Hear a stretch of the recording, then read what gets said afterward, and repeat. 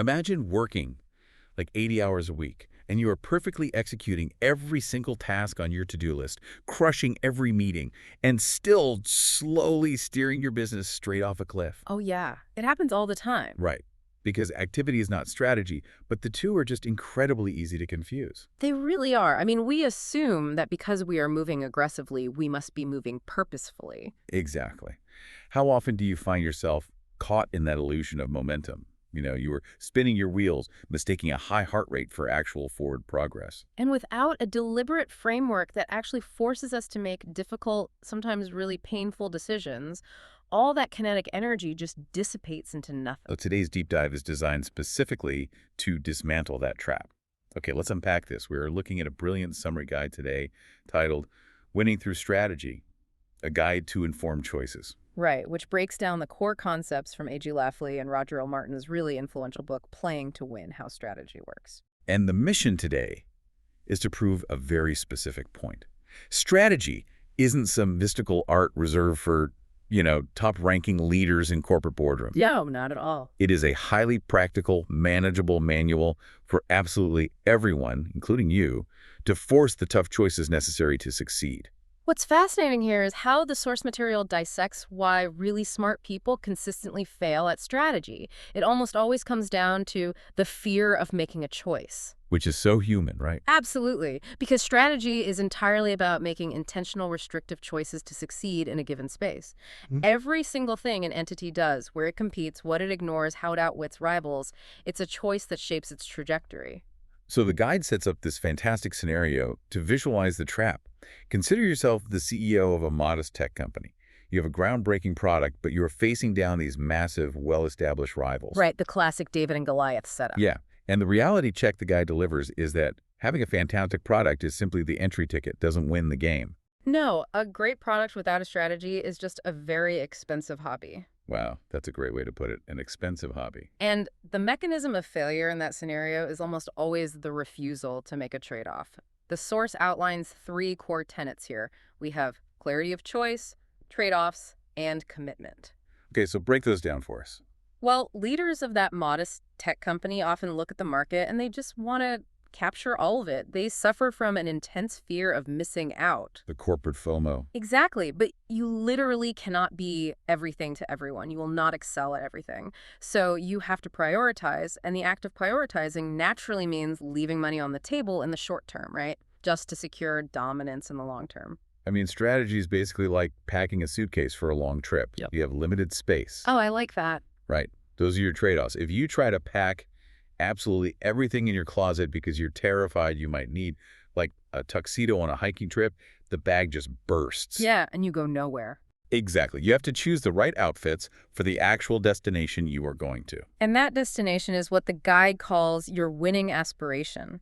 It acts as a filter for every single subsequent choice you make. So how does that play out in the real world? Well, the source contrasts the tech company with the founder of an eco-friendly clothing brand.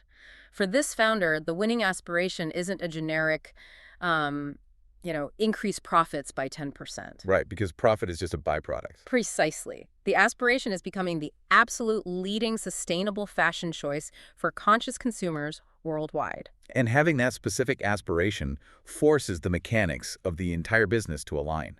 It dictates your product design, your supply chain, your marketing. You can't secretly use cheap, polluting dyes to save a buck if your winning aspiration is to be the leading sustainable choice. You just can't do it.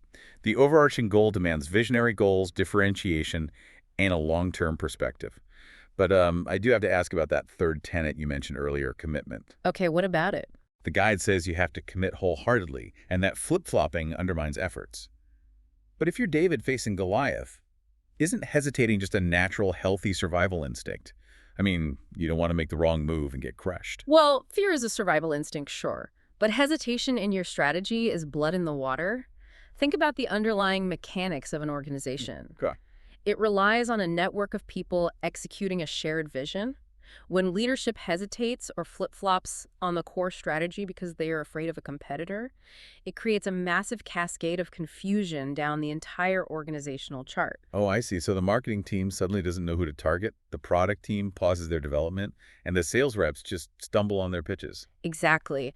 Flip-flopping completely paralyzes the entire operation, and this is why the winning aspiration is so critical. Because it keeps everyone anchored. Right. Without it acting as a fixed, immovable guiding star, your choices have no framework. You just end up reacting to the market instead of actively shaping it. But, I mean, an aspiration is useless if you don't know where the battlefield is. Knowing what you want to be naturally forces the question of where you are going to fight for it, deciding where to play and how to win. Yeah. And the guide uses the example of a software company CEO producing productivity tools. You have the software, but you must make a definitive choice. Are you serving individual consumers, small businesses, or massive enterprise corporations? Because the underlying logic is that you literally cannot build one piece of software that serves all three perfectly without alienating someone. Right, because the features inherently contradict each other. An individual consumer wants a low price point and absolute simplicity. Yeah, and a major corporation demands enterprise-grade security, complex integrations, and, like, a dedicated account manager. Exactly. If you try to build for both, you end up with a bloated, expensive product that the individual hates and a dangerously simplified product that gets the enterprise user fired. Which is the worst-case scenario. And that is the mechanism of segmentation. You must select your market, recognize that not all customers are the same, and maintain intense focus so you don't dilute your value proposition. So that covers the where to play aspect. But the theoretical map isn't the actual territory. We have to move to the execution phase, right? How to win. Translating strategic choices into systemic action. Yes, and here's where it gets really interesting. The source uses the analogy of a sports coach preparing a team for a championship match. Okay, I love a good sports analogy. For game strategy is just one part. The players have to know their duties, practice constantly, and give maximum effort. It highlights three necessities: alignment from top leadership to the front line, capabilities, meaning actual investments in tech and training, and adaptability. But let's look at the reality of that coach analogy for a second. A sports game has a final whistle, right? You play your heart out for a few hours, and then you go home and rest. True. Business doesn't have a final whistle. So how do you maintain that intense championship match energy without completely burning out your frontline employees? If we connect this to the bigger picture, the trap most leaders fall into is thinking that alignment means grinding gears harder and running faster. Hustle culture, basically. Exactly. But true alignment actually reduces friction. The coach analogy isn't about endless, breathless sprinting. It is fundamentally about building those capabilities. Oh, I get it. So it's about giving them better running shoes, not just yelling at them to run faster. Precisely. Strategy is an ongoing process. When frontline employees are completely aligned with the top leadership and they have the technological tools and training they actually need, execution becomes a sustainable habit, not a daily panic attack. The strategy carries the momentum. Right. They don't have to burn mental energy constantly trying to figure out what they're supposed to be doing or fighting against broken internal processes. That makes perfect sense. Maximum effort is about maximum precision, not just an 80-hour work week. But, deciding where to play and refining that execution is impossible if you haven't taken a hard look at the actual weapons you're bringing to the field. You really have to look inward. Which requires an incredibly honest assessment of your internal mechanics. The guide shifts focus to playing to your strengths and managing what truly matters. And we see a powerful example here, a leader of a manufacturing company known specifically for precision engineering. The prevailing corporate temptation is almost always to chase growth by diversifying into unrelated booming industries. Right, the classic, we do precision engineering, but hey, let's also launch a software startup trap. Yeah, but the strategy here dictates the exact opposite. Instead of diluting their expertise, the most potent move is to double down on their existing engineering prowess. They identify their core strength, focus their efforts entirely on activities that align with it, and invest in continuous improvement so that specific strength stays lethal over time. It's all about focus. It makes me think of a magnifying glass. If you take sunlight, which represents your energy, your capital, your workforce, and let it scatter naturally across a piece of paper, you just make the paper slightly warm. That's a diversified, unfocused company. Exactly.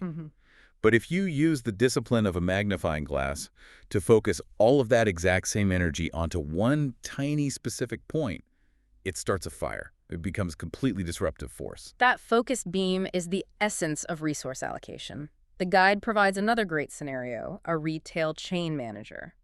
Rather than spreading resources incredibly thin across a dozen shiny new initiatives, this manager prioritizes the core activities that actually drive the profit engine. So optimizing the existing store layouts, ruthlessly streamlining the supply chains, enhancing the frontline customer service. Right, and the linchpin holding all of this together is discipline. Think about the last time you were at work and someone asked you to take on a quick side project. Oh, they always sound so appealing. Right. It sounded fun, it was flattering to be asked, but it had absolutely nothing to do with your main quarterly goals. The discipline we are talking about here is basically walking past the buffet. Okay, I'm listening. The discipline isn't in filling your plate as high as possible with every single dish offered. The discipline is walking past the mediocre pasta because you know you came for the prime rib. That quick side project is the mediocre pasta. That is a brilliant way to phrase it. And the corporate world serves a staggering amount of mediocre pasta. Shiny, new, but ultimately unrelated opportunities cross a leader's desk every single day. All the time. The underlying psychology of discipline is having the fortitude to say no to a good idea just to save room for a great one.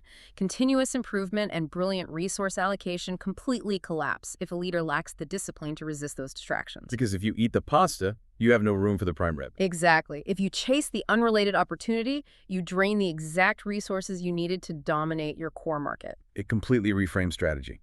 It shifts it from being a list of what you will do to being almost entirely defined by what you aggressively refuse to do. But intense discipline on internal strengths creates a new vulnerability blind spots. Yeah. If you're perfectly optimized for today's market, using that magnifying glass to start a fire right now, how do you keep from being wiped out by a massive environmental shift tomorrow? Which brings us to the final hurdle, future-proofing. Thinking through your strategy and shortening your odds. The guide dives into strategic thinking as the absolute foundation of decision-making. You really have to step back from the daily grind. The example provided is a marketing agency leader tasked with creating a massive new campaign. So they don't just sit down and start designing graphics immediately. No, they step all the way back to adopt a holistic perspective. They conduct comprehensive market research, evaluate competitor tactics, and brainstorm to ensure maximum impact. This requires critical thinking, right? Actively challenging the conventional wisdom that made them successful in the past. Because what worked yesterday might just be a massive liability tomorrow. Crucially, it requires scenario planning, anticipating diverse future scenarios and developing contingencies. You aren't just planning the perfect sunny day picnic, you are building the umbrella for the unexpected rainstorm, too. Yes, and that directly ties into what the guide calls shortening your odds, reducing your risk in a highly competitive setting. The example here is a startup CEO launching a new product. Instead of staking everything on one massive high-risk plan and betting the whole farm on a single idea, they take an iterative approach. Right. They run small-scale experiments, they gather real-world feedback, and they maintain the agility to pivot quickly when the data tells them to. So they are actively practicing risk management by diversifying their alternatives rather than making a single catastrophic gamble. Exactly. Wait, I'm getting whiplash here. What do you mean? Well, earlier, we agreed that flip-flopping is a death sentence. We talked about how the David versus Goliath tech company had to make a choice and commit wholeheartedly. Right. Now we're praising a startup CEO for hedging bets, experimenting, and pivoting. I mean, that sounds exactly like flip-flopping. Where's the line between agility and just failing to commit? This raises an important question, and honestly, it is precisely where the majority of leaders stumble when trying to apply these frameworks in real life. Right. But the apparent contradiction completely disappears when you separate the goal from the tactics. Okay, separate goal from tactics. Yes. Your commitment, that wholehearted, unwavering, absolute dedication, is to your winning aspiration. The destination is fixed on the map. You do not compromise on that. Okay. But the agility, the iterative approach, the small-scale experiments, those apply strictly to the tactics you use to reach that destination. Oh, wow. Okay, let's map that back to the eco-friendly clothing brand. Let's do it. They are absolutely committed to their winning aspiration, being the leading sustainable fashion choice. That is the fixed destination. They don't wake up one day and decide to pivot to fast fashion. Never. But they might run a small-scale experiment on whether their audience responds better to a marketing campaign focused on organic cotton versus one focused on recycled polyester. Exactly. And if the recycled polyester campaign completely fails, they haven't flip-flopped on their strategy, they haven't abandoned their goal, they have iteratively learned what tactical vehicles don't work on the road to their destination. That is such a crucial distinction. It is about balancing immense, rigid ambition regarding your final destination with deep, flexible prudence regarding the path you take to navigate uncertain terrain. You commit obsessively to the what's and the why, but you remain highly agile and experimental about the how. So what does this all mean? If we bring this entire framework down to the ground level, we see that strategy is absolutely not some theoretical textbook exercise. Far from it. It is a vital mechanism for making hard choices. It starts with defining an uncompromising winning aspiration that forces you to make painful trade-offs. And it requires understanding the specific battlefield you are playing on, realizing you can't build for everyone, and aligning your team to reduce friction. It demands the ruthless discipline to focus your internal strengths like a magnifying glass walking past the buffet of distractions. And finally, it requires the wisdom to lock in your final destination, while remaining agile enough to experiment with the tactics that will actually get you there. The overarching truth to all of this is that knowledge is most valuable when it is actually understood and practically applied. Absolutely.